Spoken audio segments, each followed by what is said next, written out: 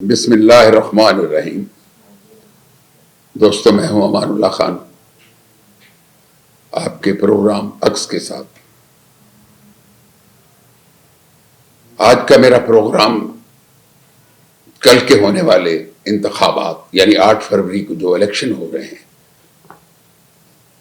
ان پر ایک گہری نظر ہوگی۔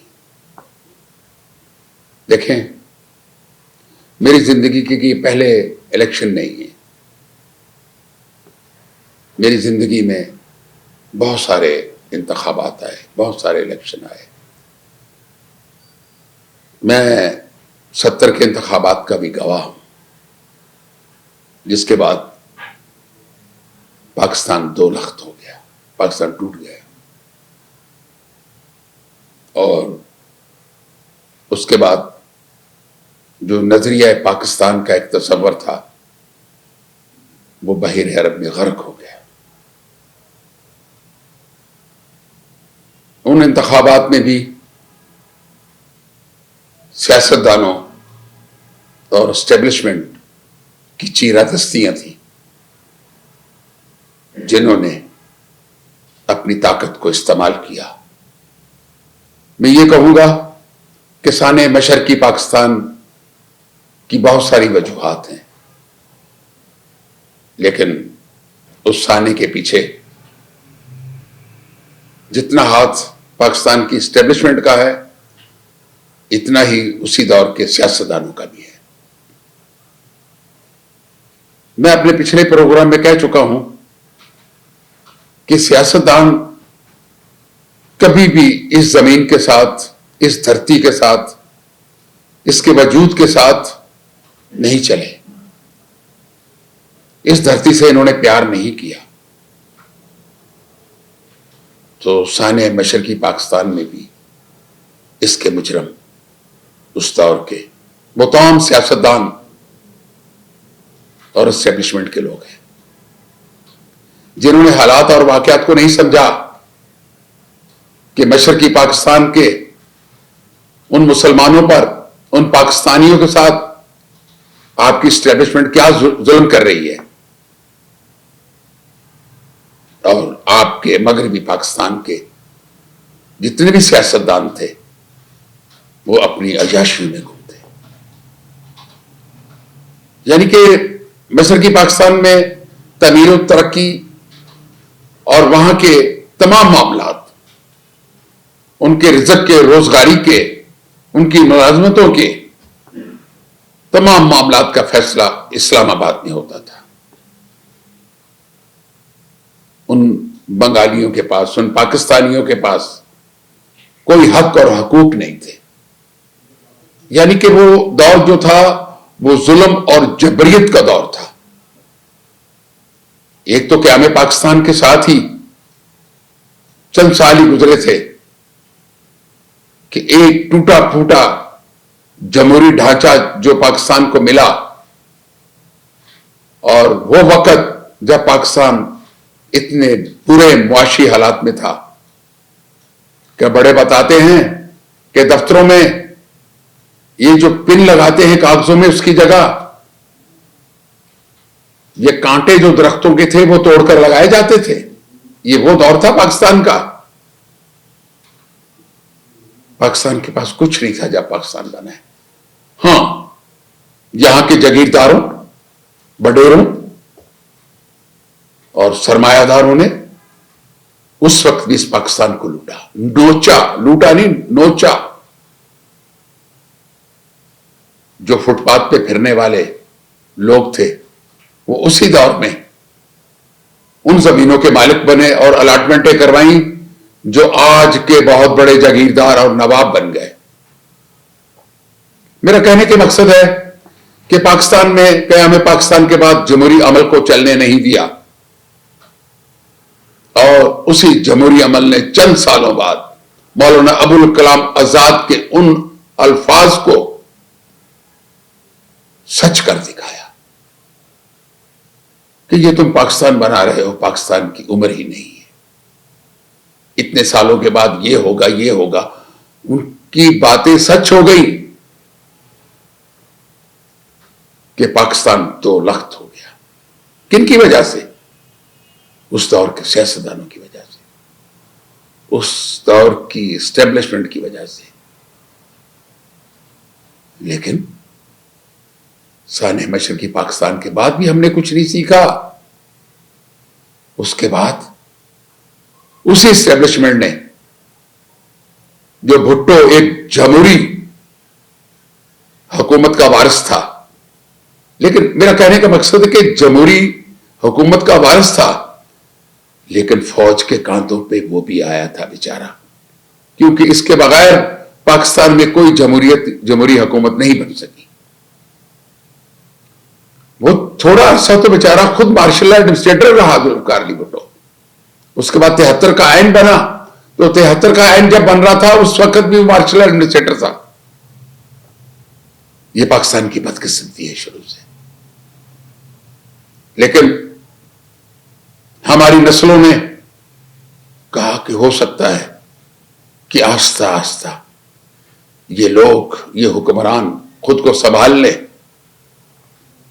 یہ اللہ پاک کی طرف سے جو عنایت ہوئی ہے پاکستان کے ٹکڑے کی، اس کے ساتھ پیار محبت کریں. لیکن نہیں، ایسا نہیں ہوا. اس کے بعد بھٹو کا قضیہ ہو گیا، جمہوری حکومت ختم ہوئی، مارشل لا لگ گیا، اور پھر 11 سال تک یہ ملک مارشل لا کے زیر سایہ رہا. لیکن اس ملک کے سیاستدانوں نے، علماء دین نے کچھ نہیں سیکھا. 11 سال ضیاء الحق کی مارشل لا کی جبریت میں سیاستدان جو لکھ پتی تھے وہ ارب پتی بن گئے. لیکن کیا ہوا؟ اس کے بعد پھر کچھ نہیں سیکھا. میرا کہنے کا مقصد یہ ہے کہ پاکستان کی 70 سالہ اس عمر میں ہمارے سیاستدانوں نے، فوج نے، اسٹیبلشمنٹ نے، کسی نے کچھ نہیں سیکھا. اور آج جب 8 فروری کے انتخابات ہو رہے ہیں، تو اس کے بھی اگر 4 یا 5 سال پیچھے ہم چلے جائیں، ہم 2018 سے شروع کریں کہ اس پاکستان کے ساتھ کیا ہو رہا ہے. کچھ نئے لوگ سیاست میں وارد ہوئے ہیں اور انہوں نے سیاست اور جمہوریت کی اخلاقیات کا جنازہ نکال دیا ہے. دیکھیں، اسلامی روایات، حسن اخلاق،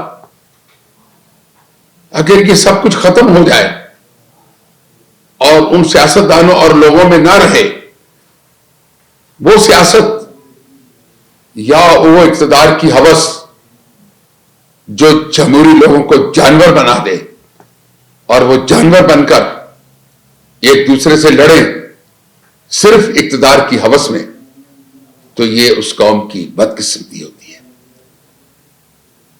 دیکھیں، میں کل ہونے والے انتخابات کی بات کر رہا ہوں، کیونکہ میں نے بہت سارے سیاستدانوں کے ساتھ وقت گزارا جو صبر اور شکر کے لوگ تھے. میں نوابزادہ نصر اللہ خان کا ذکر کروں گا کہ میں نے ان کا 82 میں ایک انٹرویو کیا تھا جو 5.5 گھنٹے پہ محیط تھا، اور اس انٹرویو سے میری صحافتی زندگی ایک سانچے میں ڈل گئی تھی. اس کے بعد میں نے میاں طفیل صاحب کا کوئی 4 گھنٹے کا ایک انٹرویو کیا جو بہت سارے اخبارات کی زینت بنا. میرا مقصد ہے کہ میں ان لوگوں میں اپنی ابتدائی زندگی، جوانی میں نے گزاری، میں نے تو بہت کچھ سیکھ لیا. سیاست کرنی ہے تو صبر سے، عبادت کرنی ہے تو صبر سے، رزق ڈھونڈنا ہے تو صبر سے اور شکر سے، اور اپنے ناطے رشتوں کو قائم رکھنا ہے تو صبر اور شکر سے. لیکن یہ کون سی نسل آئی ہے نئی کہ جس نے اخلاقیات کا جنازہ نکال دیا ہے. عمران خان صاحب نے وہ ایک نسل پیدا کی ہے کہ جو سیاست کے دائرے میں رہتے ہوئے نہ ان کے پاس اپنی ماں کی عزت ہے، نہ باپ کی، نہ بہن کی، نہ بھائی کی. صرف پیر و مرشد عمران خان کی خاطر وہ ہر کسی کی پگڑی اچھال سکتے ہیں، ہر کسی کو ننگا کر سکتے ہیں. ان کے پاس رشتے ناتوں کی کوئی پہچان نہیں رہی. جبکہ عمران خان جب سے سیاست میں آیا ہے وہ کردار کا غازی نہیں بنا، اس نے لوگوں کے کردار خراب کر دیے ہیں، لوگوں کی زبانیں خراب کر دی ہیں، اور اس کے بعد پاکستان کو اپنے دور اقتدار میں تباہی کی طرف لے گیا. دیکھیں، میں آخری الفاظ میں نصیحت تو نہیں کر سکتا، لیکن اپنے لوگوں سے بات تو کر سکتا ہوں کہ یار بہت کچھ ہو گیا، پلوں سے پانی بہت گزر گیا، لوگ پریشان ہیں، پورا پاکستان پریشان ہے. آج ہی دہشت گردی کے بلوچستان میں جو واقعات ہوئے، 25 کے قریب لوگ شہید ہو گئے. یہ شہادتیں روز ہو رہی ہیں. خدا را پی ٹی آئی رہے نہ رہے، جماعت اسلامی بچے نہ بچے، نون لیگ فارغ ہو جائے، اور یار خدا را پاکستان سے تو پیار کر لو. آپ کے چاروں طرف سے دشمنوں نے گھیر رکھا ہے. بلوچستان کا بارڈر، افغانستان کا بارڈر، اندرونی دہشت گردی. یار ہم نے آنکھیں تو نہیں بند کر رکھی، آنکھیں کھلی ہوئی ہیں. میرا کہنے کا مقصد ہے کہ پی ٹی آئی کے کارکن اور قیادت، میرا مشورہ یہ ہوگا کہ صبر اور شکر کے ساتھ 8 فروری کے انتخابات کو گزرنے دیں.